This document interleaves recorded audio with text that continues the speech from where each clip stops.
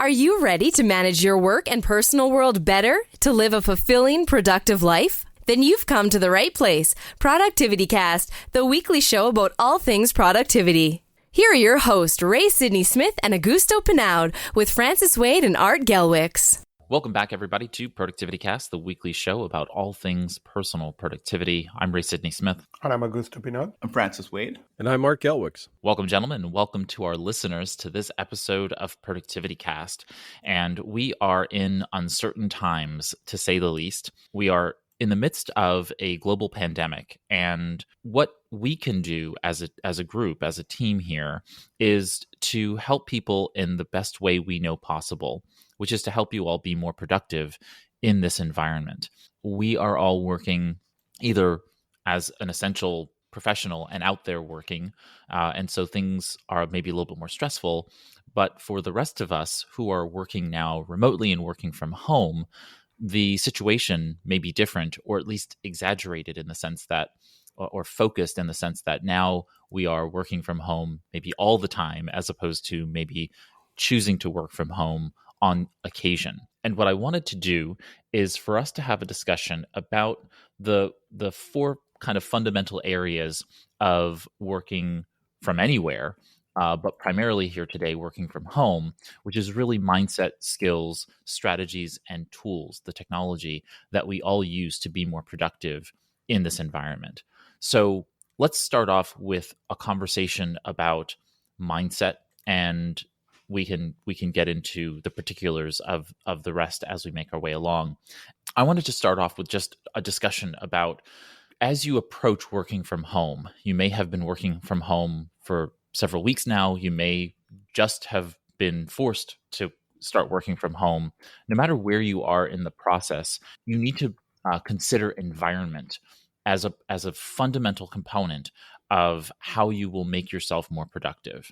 And so if your environment is not set up currently for you to be able to work well, then you will struggle so much more than if your environment was set up for working in as similar or maybe even better than your circumstance when you were in an office environment or whatever type of environment you worked before.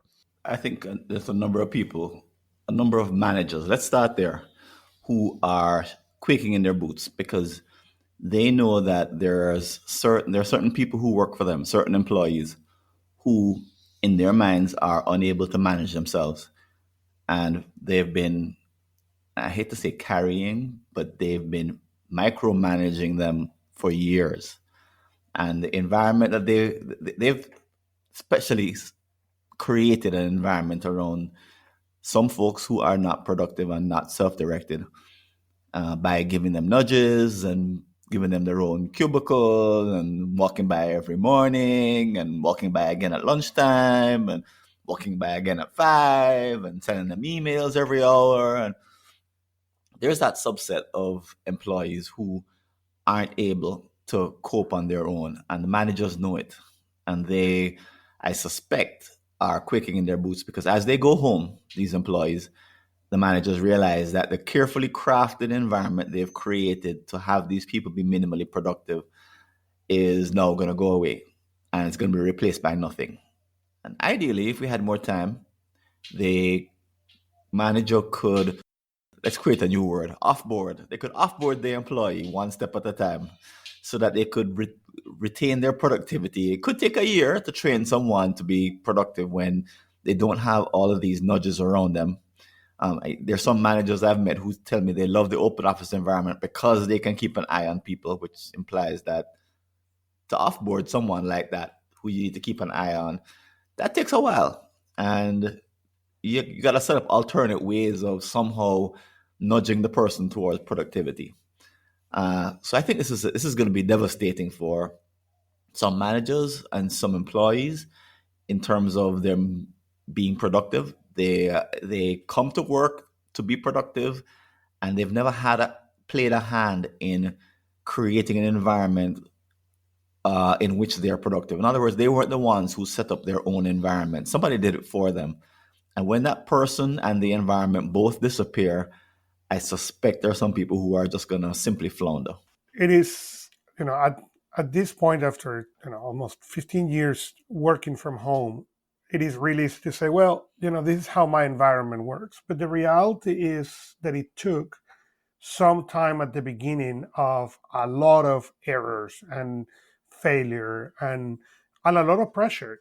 There is going to be some pressure that are going to come with this process regarding getting things set up, understanding what need to be set up, understanding what you need. As Francis was saying, you know, you are at the office and this is what you get, and figure it out. Now that you are coming home, you may have the ability to add another component, or you may have even less resources than what you had at the office. We were laughing at the beginning of on the pre-show as I was trying to print. I don't print. My world is digital, and my kid is working, is doing homeschooling. So I needed to print some stuff. So there was some dusting that needed to be done to an old inkjet printer. Okay. Well, that's going to happen to people. Okay. There is not any more color laser thing that will print those 52 pages to read. Now you may need to read it in the screen. And all those changes are coming. So it is important to keep in mind, in the top of your mind, that there are two things that are going to change. One, how you do things, and you need to pay attention what it is in two senses. Number one is what's bothering you. Okay, out of all this situation, what is bothering you? There are things that you're going to be able to affect and change, and there are things that you are not. So focus on the ones that you can, because if you can print on that, 50 pages per second laser printer, then don't be bothered about it. Don't be frustrated about it. There is nothing you can do until you can get back to the office. Okay. The other element is now you need to start looking how you're going to show performance.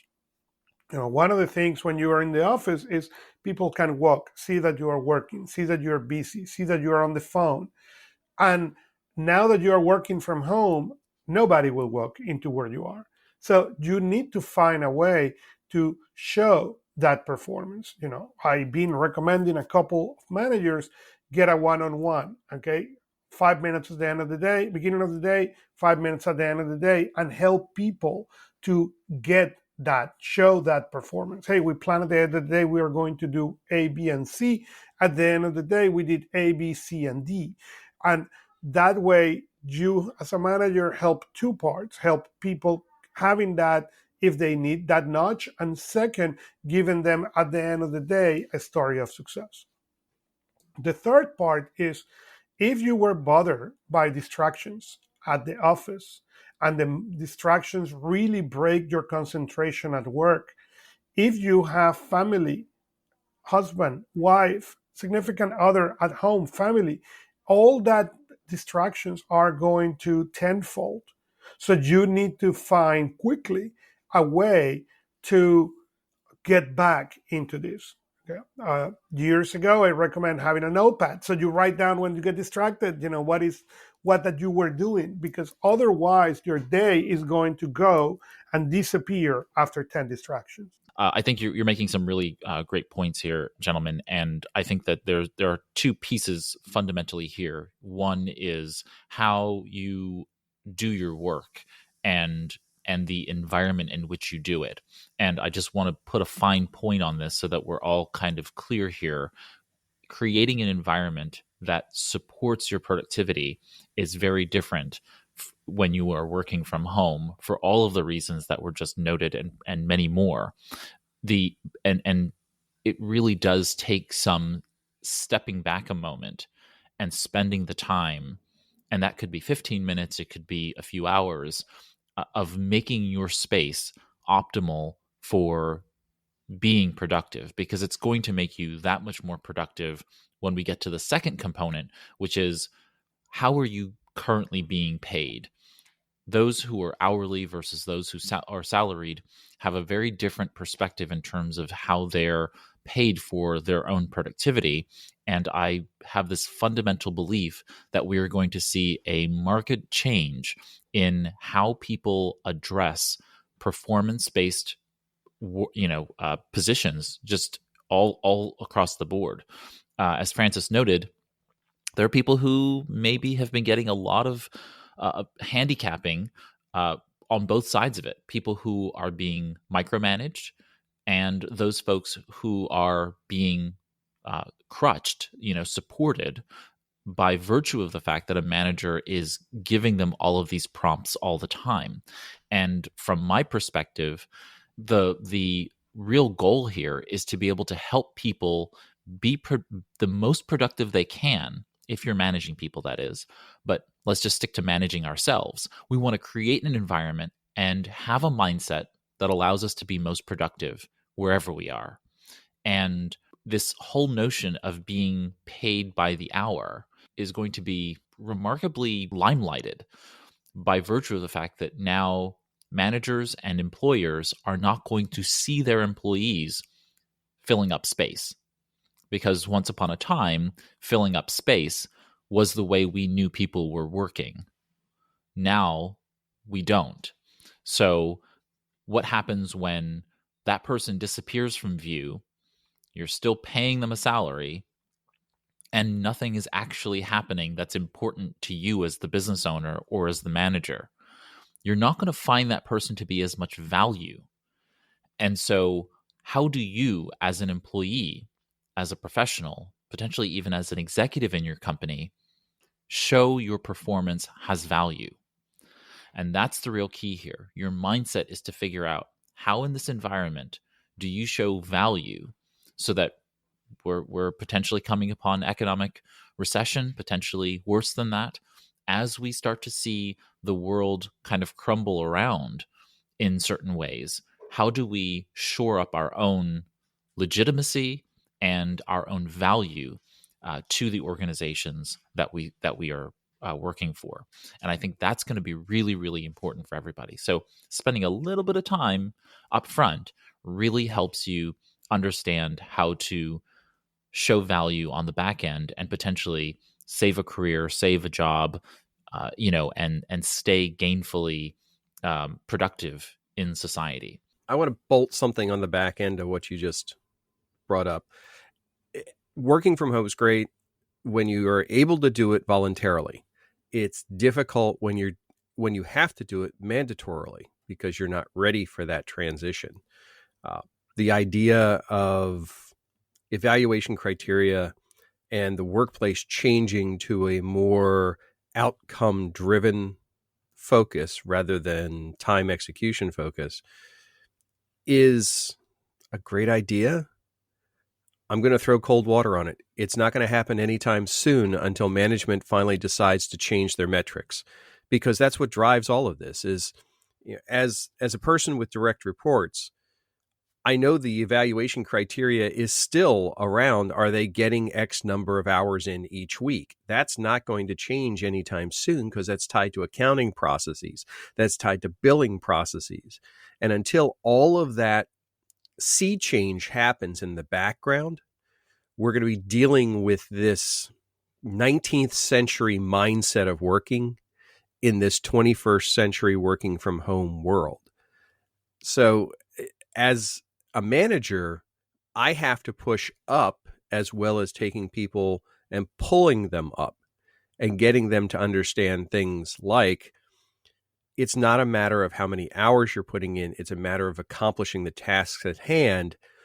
But that said, you still have to get your timesheet in so we can bill for the 40 hours. It's not there yet. I'm not seeing the light bulb going on. I have high hopes for it. But those of us who can influence this thinking have to make it a priority. If we want this to change, we have got to push for new metrics and new ways of establishing quality of work versus quantity of work. I wanted to just give a little bit of final accent to the notion of environment, and that is making sure that you are helping to control certain types of distractions, both external and internal. Augusto mentioned the external distractions of working at home with family members, spouses, and children, pets, and otherwise. I just recently saw a video on Twitter where an unfortunate circumstance, these professionals were meeting, and I will put I'll embed this in the show notes. You can watch it yourself. But the person went to the bathroom and didn't just, I guess, forgot that she was on camera, and put the laptop on the floor. And there she is, pulling her pants down and sitting on the toilet, finally realizing that she could be seen by the other participants, quickly tosses the laptop aside and shuts it. And so I just think that if you are working from home right now, you need to pay attention to when you are, by audio or video, being seen or recorded. So that's number one. So just like from a privacy perspective, but also just a professionalism perspective, I'm seeing lots of people's bedrooms now. I'm seeing lots of people's homes, and at least what's in the camera view needs to be presentable and professional, because that's just a reality. This is a special circumstance, so there's some latitude there. But it's just important that you represent yourself just like you would at work, professionally. So dressing professionally and being in an environment that doesn't look like it's your children's bedroom is probably a good idea.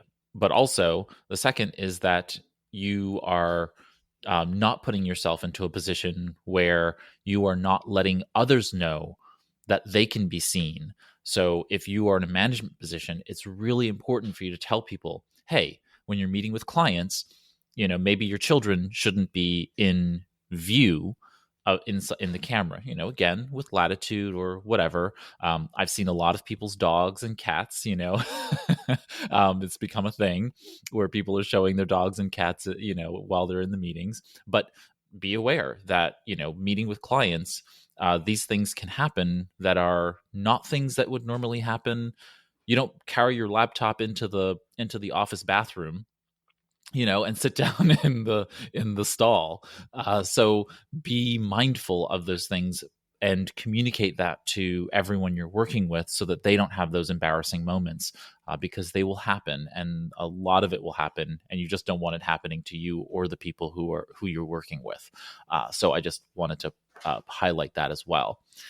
Okay, moving right along, I wanted to have a conversation about the skills that people can develop for working from home in this age of the novel coronavirus and COVID-19. What are things that people can do to really jumpstart their productivity in the skills space? Working from home sounds nice. Oh, well, great. I will not need to dress up. I will not need to wear pants or shoes, and it sounds awesome, except that affect what we were talking before, the mindset, and affect how people will look. Because as you were described with this case, you get used to be on the camera. You get used to see the camera naturally.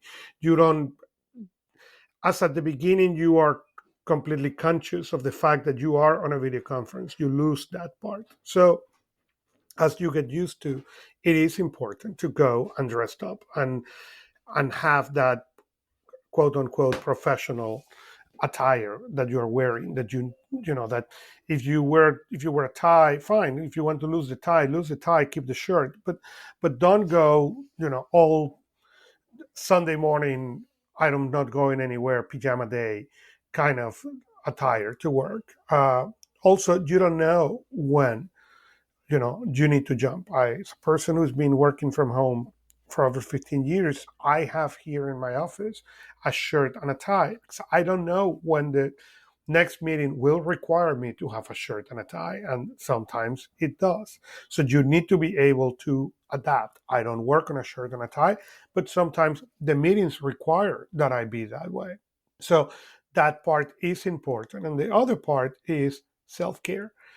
Make sure you are keeping as close as you can, the routine of self-care that you were doing before. If you were a person who do exercise, well, find a way to do exercise. Find a way to get these things. Find a way to create routines. Make sure that you don't let the day run over you. Working from home, it is hard for people to make the distinction between I'm at home and I'm at work. especially when you enjoy work. So make sure that you are somehow making those things happen and planning around. One of the beautiful things of working at home is you can get used to the little 5 minutes increments. But the secret with that is you need to plan what you are going to do, because otherwise the time will run over you. Yes, many people who work at home can put a laundry, well, they're switching from meeting to meeting, but the only way that's going to happen is when that's planned. If you wait for that 5 minutes to start thinking about it, it's never going to happen. So there is a lot more pre-planning that is required to be at home. Part of those skills, you need to sharpen that skill of pre-planning in order to really be able to get more out of your day. Time blocking in general is a technique that is most necessary when anyone experiences a spike in the demands on their time. And most people go into work each day. The average person goes into work each day having enough discretionary time, so unblocked time in their calendar, that they can kind of just, do I sit in a meeting? If I sit in a meeting, I do nothing. If I sit at my desk, I could work on one of three things. So they have like four choices. Or maybe I could go to lunch, but that's more like time off. But I have a choice of one of four things to do. All of a sudden, working from home, there's a choice of 100. Do I play with the kids? Do I check my social network? Do I read the newspaper? Do I take 10 minutes off? Do I go exercise? Do I go shopping for food that we need?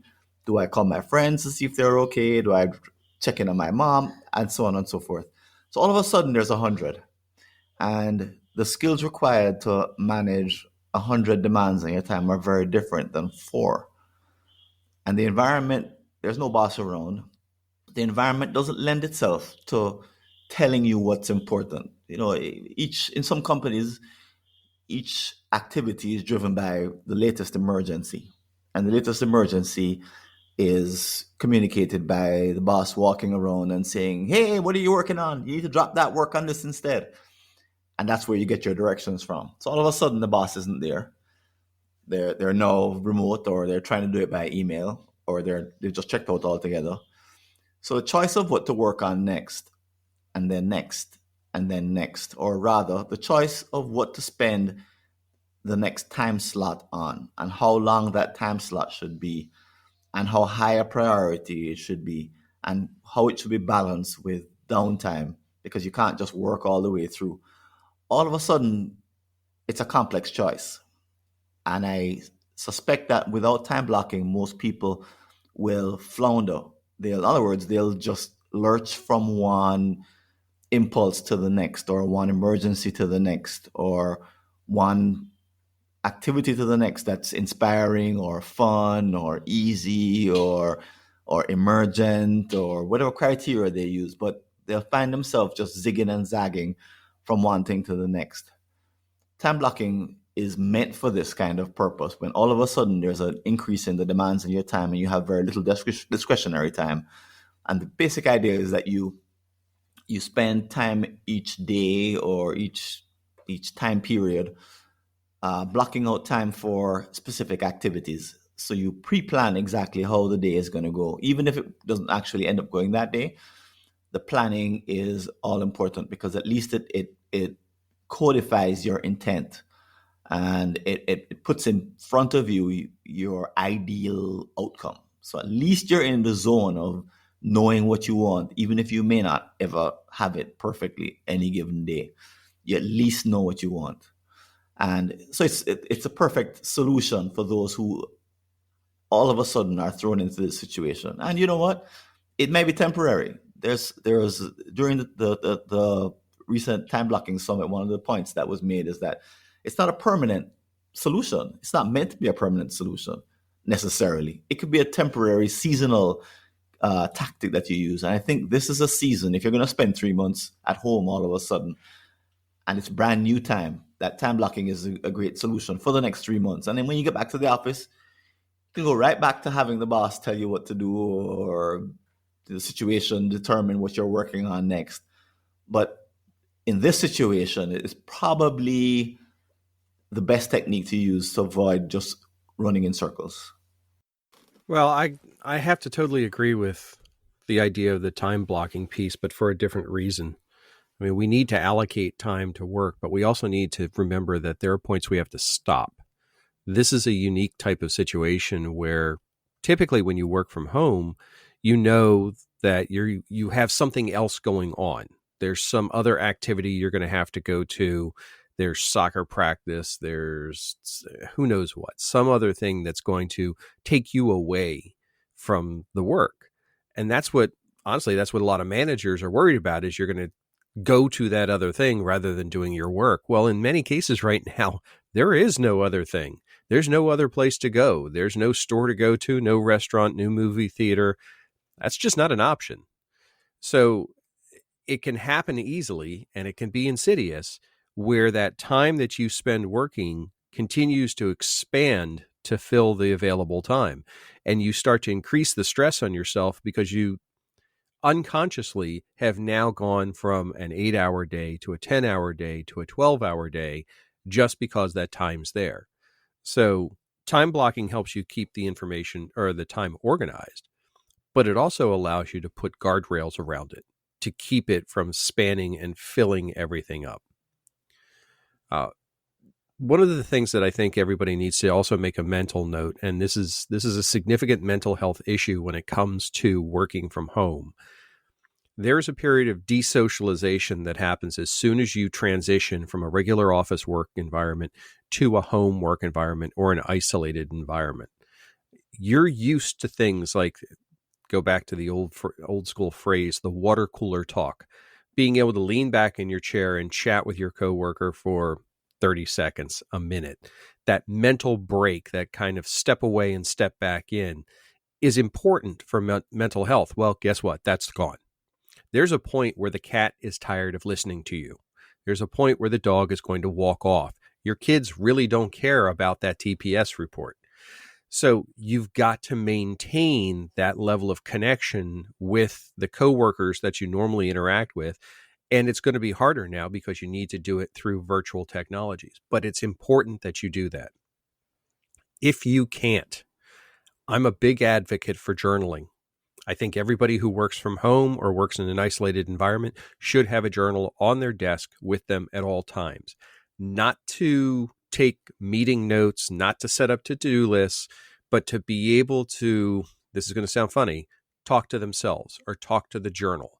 Things that they capture, that little moment of venting that you need to have after you read the 8th email on the same topic and nobody seems to come to a consensus. You can't just lean back in your chair and say, do you believe this nonsense? You have to put it somewhere, get it out of your head and free up that headspace. Well, the journaling aspect of this can be hugely beneficial for that. You don't need to keep it. You just need to get it out of your head. And finally, don't hide behind email. We've got this old school technology that everybody lives on. They send an email, they send it to mass distribution now, which seems to be even more common when people are working remotely because we're afraid somebody might get left out. Look at the technologies that you have.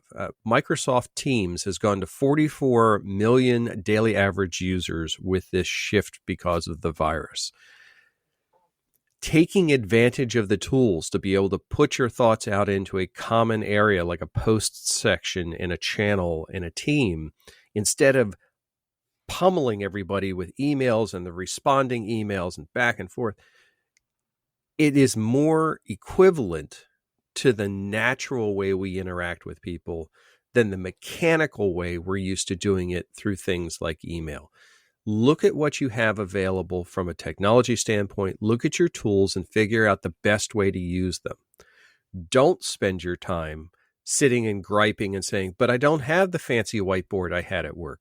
But I don't have the meeting conference room that I had at work. No, you don't. Welcome to the world of working from home. You have exactly what you've paid for or been supplied. And you're going to have to use that limited set of Legos to do all the different projects that you're now being given. This is your opportunity to be creative. Yes, it can be stress-inducing if you're used to being the person who turns a widget or turns a gear rather. You're going to go to your workbench. Your tools are going to be supplied for you. You're going to do your things and then you're going to go home. Well, that's tough if you're not in control of that, or you're used to someone else being in control of that. Now you are responsible for it. So you have to look at that and you have to take ownership of that. And again, this is where I'll go back to the journaling part. That can be one of the most frustrating, stressful things about this whole environment is, who do I talk to? Who do I reach out to say, I have no idea where to start to get this stuff organized so I can get it done. Nobody ever told me how to do this. Nobody ever taught me how to do this. No, you're right. Nobody has. This is your chance, and the necessity of the environment is going to compel you to learn how to do this. So, and like Francis said earlier, connect to your social network. Social networking in the workspace is just a terrible term. They look at it as a waste of time. This is probably the most valuable asset you have available, because these are the brains that you can't just lean back in your chair to anymore.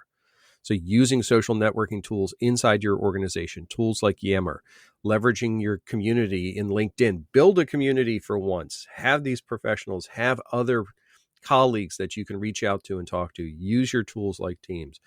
Reestablish those connections. Not only is that going to save your bacon working from home, but when you actually go back into the work environment, well, that network is going to follow you along. Yeah, there's a couple of comments I have relating to what Art's talking about here. I think that self-care is so important in this environment, and just kind of 2 points that come to mind. One is segmenting the non-work related conversations from the work conversations. And in these types of social networking software that are out there, like Yammer and otherwise, you could potentially create a completely independent one, or connect with colleagues on traditional consumer-based social networking platforms like Facebook and Twitter and so on and so forth, Instagram and the others. And that way, your conversation that is not directly related to work is not caught up in the company and the enterprise, IT data. You don't want those two mixed necessarily, and I know I don't. So for those who are fairly privacy minded, as I am, segmenting those can be really good, and it gives you an opportunity to have a digital water cooler environment, which is to know the context of what you're talking to a colleague about is appropriate in that environment. So if I'm communicating, this is one of the big reasons why I don't really connect with business or professional folks via Facebook, because I know that when I'm on Facebook, while I don't use it that often, it is not for anything other than personal interaction with family and friends. When I'm there, I can interact with family and friends in the way that I know I interact with my family and friends. I don't have to worry about the other contexts when I'm in that space. So I like the idea of being able to have that water cooler environment and making that a dedicated space for folks. If it doesn't exist, create it. I think that it's one of those things where we are in, I keep hearing this wartime analogy. We're in this battle against this invisible opponent, and it's imperative upon each of us to take up the mantle of leadership where we can. And this is an opportunity for us to be able to help everyone in our organization have a space where we can be social and build camaraderie where we may not have had it before. And so this could actually be really wonderful for the organization on the flip side of this, which is that when things do go back to a normative working order and we are able to go back to the office, now we have a space where we can be social and otherwise, and it's more productive because it's facilitated both by in-person and digital means. So I think that with all things social networking, they should improve. They should affect our offline lives. Anything that is completely digital, ultimately for humans at least, is not productive. It's unproductive if it's not actually helping what we call IRL in real life. If it doesn't have an IRL impact, then it's not useful. So what we need to really do is think about social networking as facilitating this future IRL impact. And that can be really powerful on the other side of this crisis. The second item I wanted to talk about is the ability to create peer accountability. And in this environment where you can in essence partner up with someone else at the company that you're working for, or a colleague that doesn't work for your company, and you can create this level of peer accountability, you can then get more done in a social environment that is digital. And so that might mean just touching base with that person on a regular basis throughout the workday, and just creating a way in which you let them know what you're working on, not the particulars, but like, okay, I have a meeting at 1:00. I've got a project due at 5:00.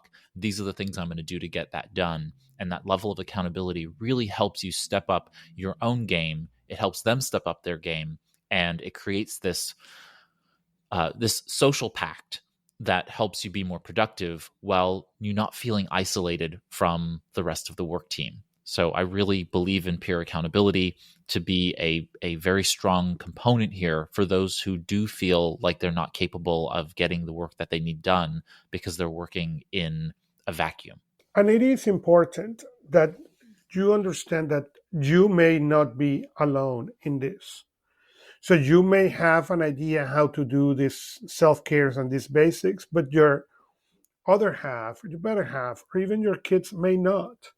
It is important, one of the challenges that I've been looking, on social media and friends, is the kids are driving me nuts. Okay. And that message change. And it is. And we need to remember that for the kids, staying at home usually is a snow day or a vacation or something like that. And we are now asking them that they do the work that they do at school, or the work that they send them, or they do the homeschooling.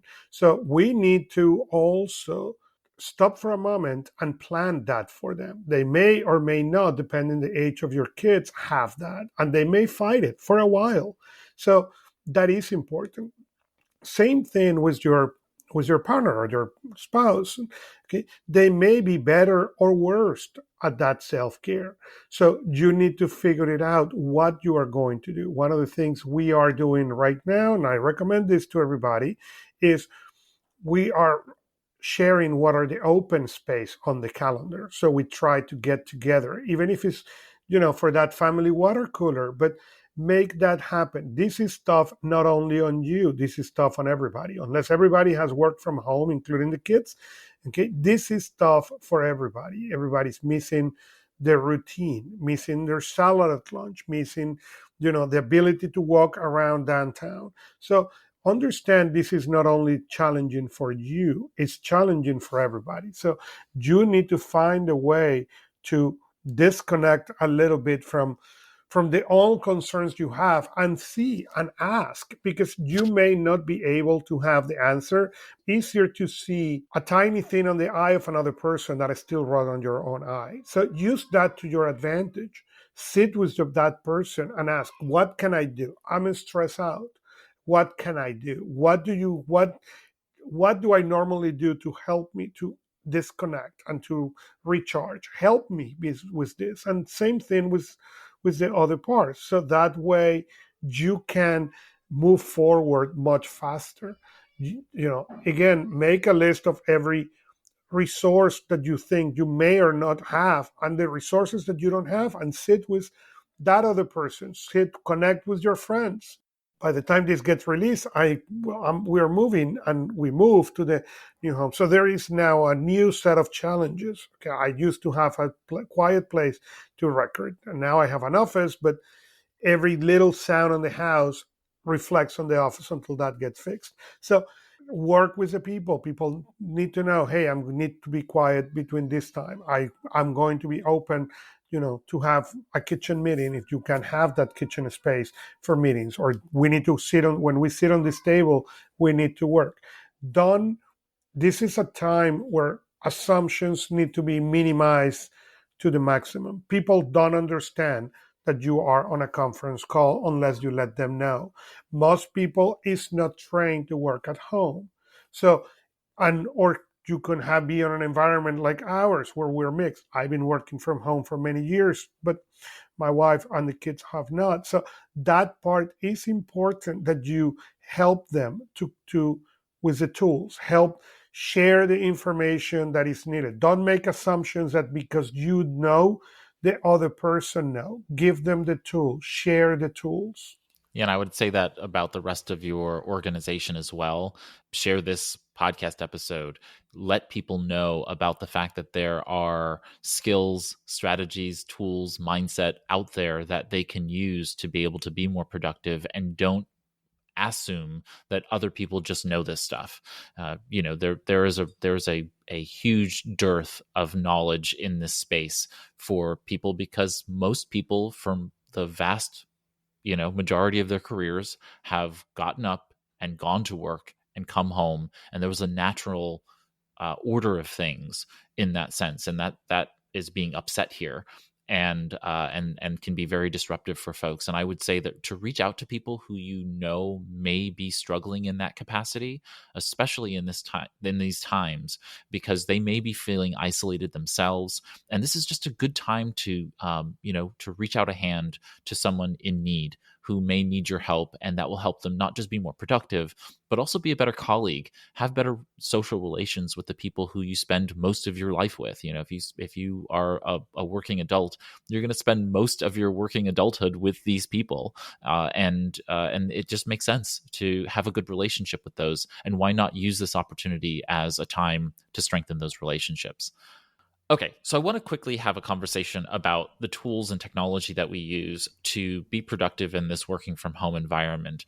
There are the basics, which is having a broadband internet connection and a computer and phone and so on and so forth.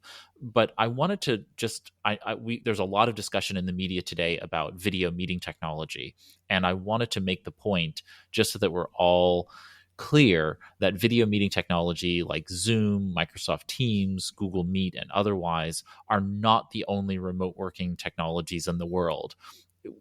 You have synchronous and asynchronous communications in a company, and it's really imperative that we have good technology to satisfy both of those.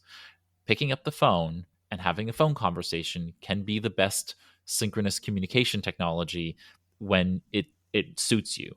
So don't think that everything has to be a video meeting. One, because it's probably going to overtax the internet broadband system we have in this country at some point anyway, and people are going to have suboptimal experiences when internet connections are intermittent. So be mindful of that. So when you don't have to be having a video meeting, don't. And so I'm just like, I hear a lot of people saying, oh, well, video meeting technology is just going to solve all of the problems of remote working and working from home. And I just don't believe that's true. The other side to this is that beyond the basics of video meeting technology and the snafus that we talked about earlier of, being on camera when you don't realize it, what are some of the things people can do what are some of the tools that you use and that people can use to be more productive in this working from home environment? When it comes to unique tools, ways to actually accomplish things, I think you're right. You've got to split it into two groups. Those synchronous tools, where you're actually having to interact with somebody directly, and the asynchronous ones. And I think the asynchronous ones are actually where people fall flat more than they would like to admit. The asynchronous tool that everybody falls back on is email. I'm going to send an email. And I'm looking at a thread right now that's about 12 emails deep. And that entire thing could be done in one threaded discussion in a tool designed for threaded discussions. So I don't even know it's a matter of a specific technology recommendation, because unless it's web-based, if it requires physical assets, those physical assets may be difficult to acquire right now. If it's going to be something like a recording-based system, you may have a hard time getting a good microphone and headset to be able to do that right now, because it takes a month to get anything from Amazon right now, unless it's toilet paper or something like that. But if we look at taking the tools that we have and rethinking around things like asynchronous communication and the fact that not everybody is at their desk simultaneously. Can we change our approach to leverage those kinds of tools? So, for example, I'm looking at the email thread right now and redesigning this email thread as it would be best served in one of these asynchronous tools. In this case, it's Teams. But I don't know that there's a specific winner in the tech space. Zoom certainly seems to be getting a lot of traction right now. It has a free initial offering, which is very nice. A lot of the schools have switched over to using it. They're using it for classwork. Again, great thing. I hope it scales. I hope they're highly successful. But I don't want to hang my hat on any specific technology. I think we need to shift our mentality around whatever technology we've got. Can we use it better? The answer is almost always yes. The real question is how.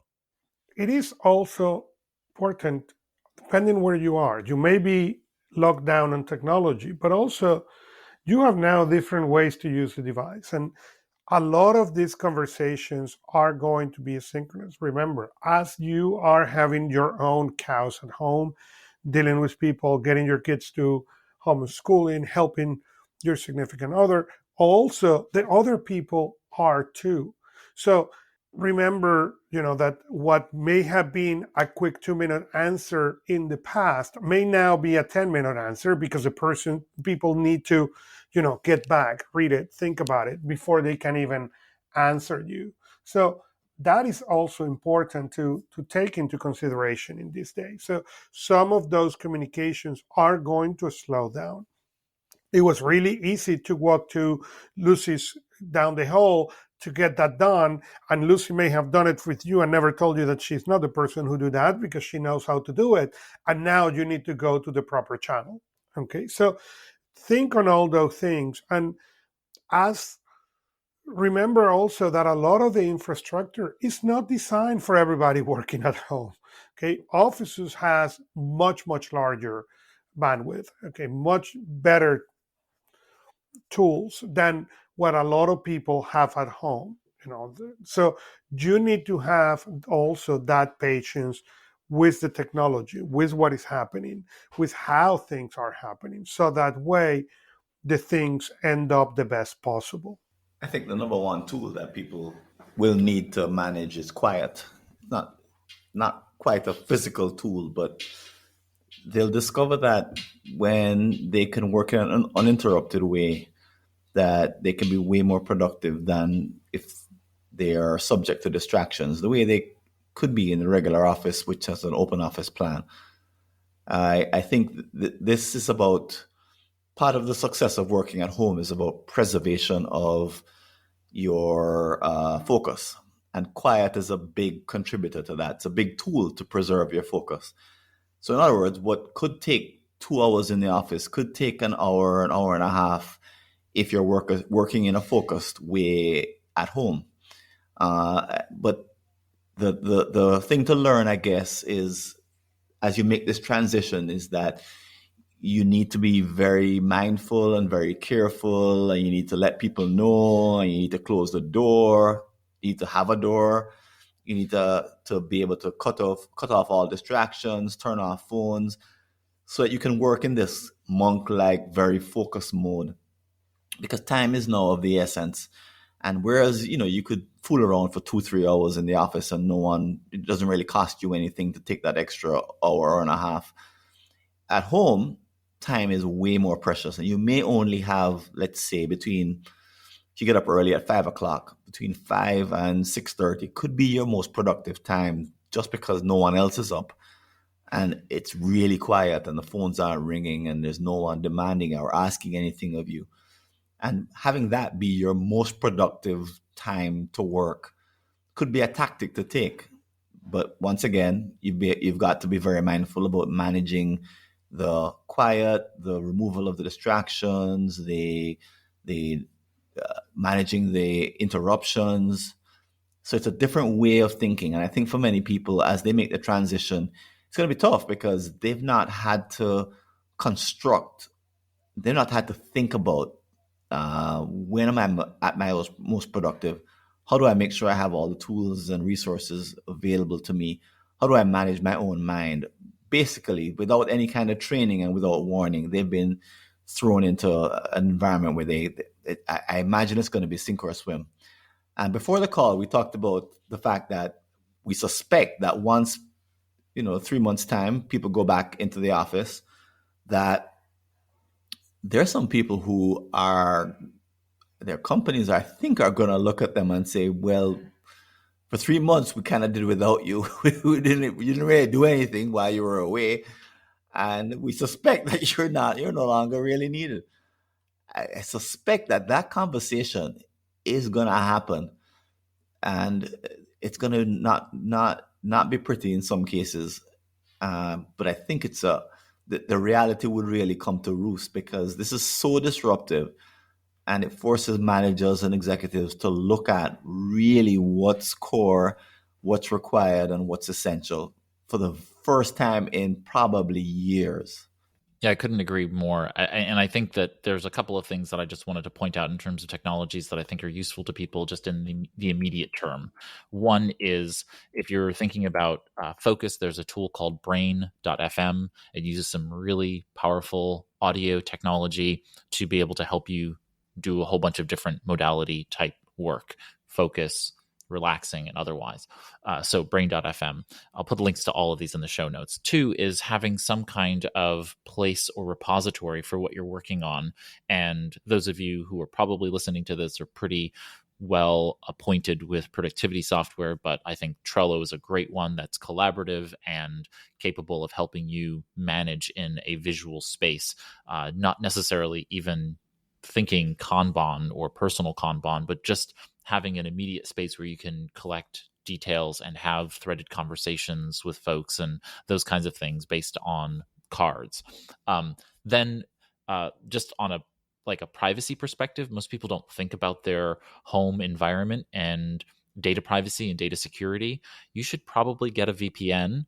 And just because if you are going to work from anywhere outside of the corporate enterprise, and if it doesn't provide a VPN to remote into your office, you have some options there. One is using some kind of remote desktop protocol, and so talking to your whoever manages that for your company. Obviously there is there is Chrome Remote Desktop, which is a very powerful tool that Google provides for free. You install it on your work computer, and then you can access your work computer from your home. And so therefore you're capable of, in essence, rooting into your device at work. So you don't have to install all of the software that you have at work on a home device. And there's the licensing problems and all of those other things. So if you're in that kind of challenge right now, as you're transitioning, that may be an option. Install that at work with the right approvals if you need them. And if you work for yourself, then you can just do it anyway. And that way you can now, in essence, connect to your work network and log in. You do have to have the computer on and active in both places, the one that you're trying to access and yours, in order to be able to do that with good internet. So be mindful of that. But a VPN, I think, is just good practice all around. Your ISP is likely collecting lots of data about you, which means that if you're doing any level of work, they're collecting data about your company and your clients, if you have clients. And so you just don't want that. You don't want the potential extra data security problem. And this coronavirus crisis has spurred a whole bunch of new malware and other types of cyber attacks.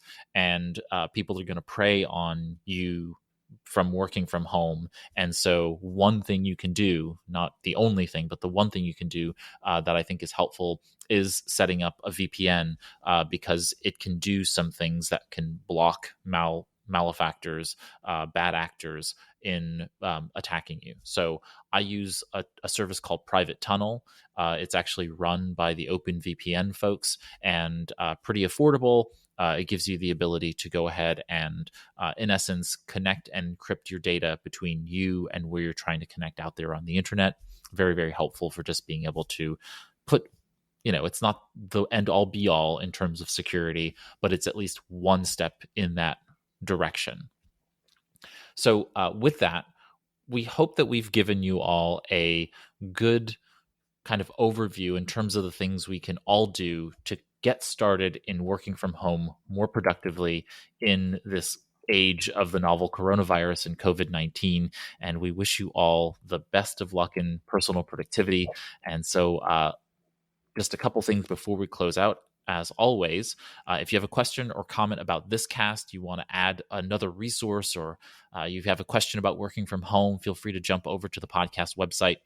There at the bottom of the page for that episode, you can leave a comment or a question, and we'll be glad to respond.